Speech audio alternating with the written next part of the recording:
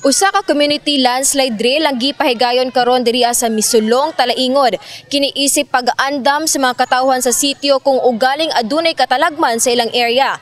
Ang maong drill gipangunahan sa probinsyal nga panggamahanan sa Davao del Norte, kauban ang PDRRMO ug MDRRMC. Usa ang sitio Misulong sa giilang nga landslide prone area sa Barangay Santo Niño, Talaingod, Davao del Norte.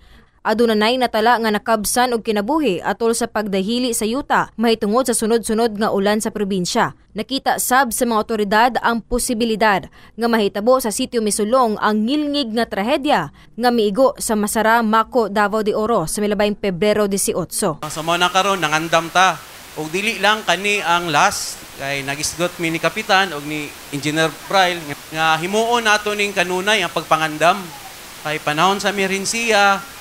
Kamo ang una nga responder, kamo ang una nga mutabang sa iyong kaugalingon. Usa ka minutong gipatingog ang batingaw duol sa housing area.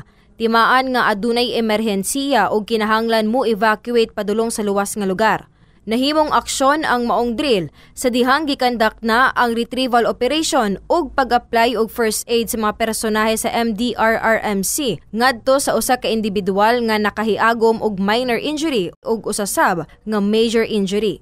Gisakay ang mga biktima sa rescue vehicle dayon gitransport padulong sa evacuation center nga mao ang Misulong Integrated School. Ginina sa naitabo nato bisan og simulation to siya, maayo kayo to na response ninyo sa tong simulation.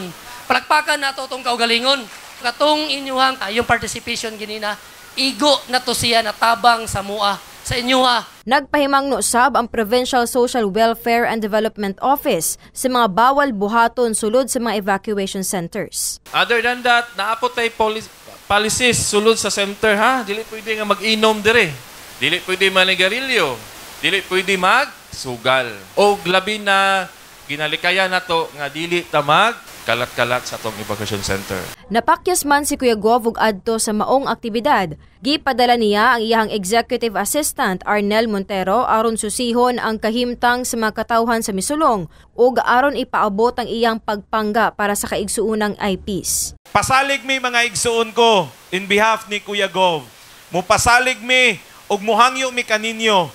Tama tong giingon ni chairman. Gamayng ulan, gamayng taligsik. Kung paminaw ninyo at risk ang inyong mga kinabuhi, biyain na inyong panimalay, ha? Unahon og luwas ang kaugalingon. Sagdain ang mga TV, mga higdaanan, mga sinina, makitaan ra nato na mga igsoon ko, di ba?